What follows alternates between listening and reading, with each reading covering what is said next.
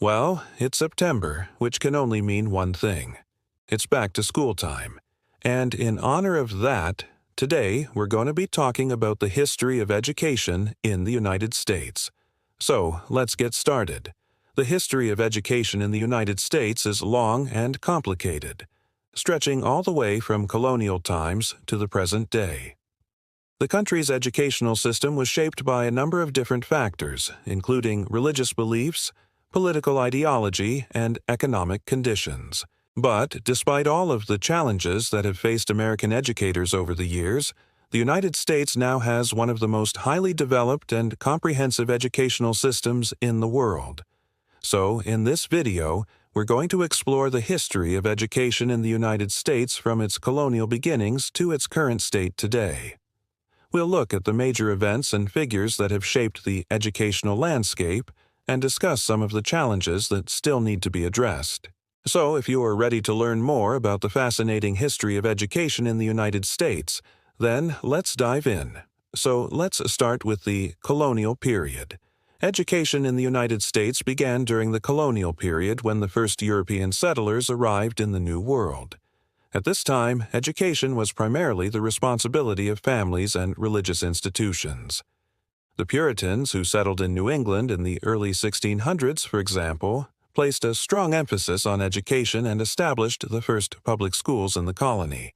They believed that a well-educated citizenry was essential to the survival of their way of life and that education should be available to all children, regardless of social status. As a result, they created a system of common schools that were free and open to all New England children. During this period, however, education was not compulsory and attendance was low. Most children only received a basic reading and writing education, and the curriculum was heavily influenced by religious doctrine. Despite these limitations, the seeds of a comprehensive educational system had been planted, and after the American Revolution, the newly formed United States began to take steps toward creating a more formal and standardized system of education. In 1779, for example, the Northwest Territory Ordinance provided for the establishment of schools in the newly acquired lands north of the Ohio River. And in 1780, the Massachusetts General Court passed a law requiring towns to establish and support a school. But it wasn't until the early 1800s that education reform began to take hold. In the early 1800s, a group of educators known as the Second Athenian Society began to advocate for a more rational and scientific approach to education. They believed that education should be based on reason and that children should be taught through observation and experimentation rather than rote memorization. This approach to education, known as experimentalism, had a major impact on the development of American schools. Horace Mann, one of the leading members of the Second Athenian Society, became the first secretary of the Massachusetts Board of Education and used his position to promote educational reform. He helped establish the first state-funded and state-operated normal school, which was a school for training teachers. He also introduced standardized testing and the concept of a state board of education to oversee curriculum standards. Despite these reforms, education was still not compulsory, and many children, particularly in the South, were not able to attend school regularly.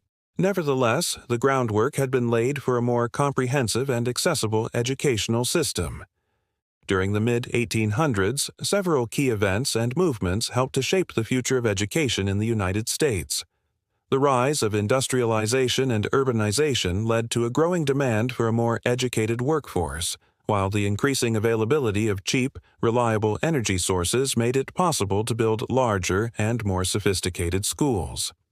At the same time, the growing popularity of theories of child development and psychology, such as those of Friedrich Froebel and John Dewey, led to new approaches to teaching and learning. For example, Froebel's ideas about play-based learning and Dewey's emphasis on the importance of the child's environment led to the creation of new types of schools and classrooms that were more child-centered and less rigid. Meanwhile, the women's suffrage movement helped to open up new opportunities for women in the field of education. As more women entered the workforce, there was a growing demand for schools and other public facilities that could accommodate them. As a result, the mid-1800s saw the rise of the first kindergartens, high schools, and universities specifically designed for women. By the end of the 19th century, education in the United States had come a long way from the small, often one-room schoolhouses of the early days. Major events like the Morrill Land-Grant Colleges Act of 1862, which established land-grant colleges across the country, and the establishment of the first state-run universities in Michigan and Wisconsin had significantly expanded access to higher education. However, despite these advances, challenges remained. In the early 1900s, the Progressive Era brought about further reforms in education, including the introduction of kindergarten, the adoption of the Dewey Decimal System for libraries, and the establishment of the National Education Association. These reforms aimed to make education more relevant and accessible for children, but disparities between urban and rural schools persisted. In addition, debates over issues such as the teaching of evolution and the role of religion in public schools continued to cause tension. But perhaps the most significant event in the history of American education occurred in 1954 with the Brown versus Board of Education Supreme Court decision. This landmark ruling declared racial segregation in schools unconstitutional, overturning the separate but equal doctrine established in Plessy v. Ferguson in 1896. The Brown decision was a major victory for the civil rights movement and marked the beginning of the end of legal segregation in the United States. However, the desegregation process was slow and met with resistance in many parts of the country. It wasn't until the late 1960s and early 1970s that most schools were integrated. In the latter half of the 20th century, the United States experienced a number of major demographic and social shifts that had a profound impact on the educational landscape. The baby boom after World War II led to a surge in the number of children of school age, which resulted in the construction of new schools and the hiring of new teachers. At the same time, the growing diversity of the United States, due to immigration from Asia, Latin America, and other parts of the world, brought new challenges and opportunities for schools. In response to these changes, the federal government became increasingly involved in education. The Elementary and Secondary Education Act of 1965, for example, provided funding for schools in low-income areas and helped to improve educational opportunities for millions of children. But despite these efforts, disparities in educational achievement between different racial and socioeconomic groups persisted.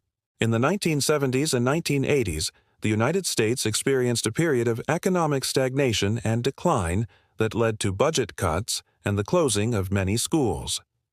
The growing influence of conservative groups also led to a backlash against some of the progressive reforms of the earlier part of the century, such as the teaching of critical race theory and gender studies. However, the late 1990s and early 2000s saw a renewed focus on education reform. The No Child Left Behind Act of 2002, for example, was designed to improve student achievement through standardized testing and increased accountability. Today, the United States has one of the most highly developed and comprehensive educational systems in the world. According to UNESCO, the United States spends more money per pupil than any other country and has one of the highest rates of educational attainment. Yet, despite these statistics, the country's educational system faces a number of challenges. One of the most pressing issues in American education today is the achievement gap, which refers to the persistent disparities in educational outcomes between different racial and socioeconomic groups. Despite decades of efforts to address this issue, minority students and those from low-income families continue to lag behind their peers in terms of test scores and graduation rates. Another major challenge facing American education is the growing number of English language learners. As the United States has become more diverse, the number of students who speak English as a second language has increased dramatically.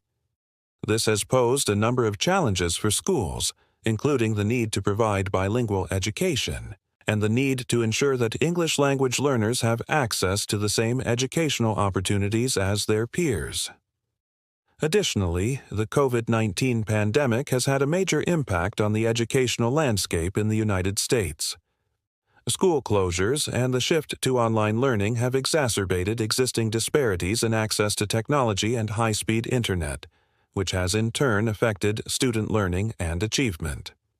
So, what do you think? How has the history of education in the United States shaped the country's society and culture? And what are some of the biggest challenges facing American education today?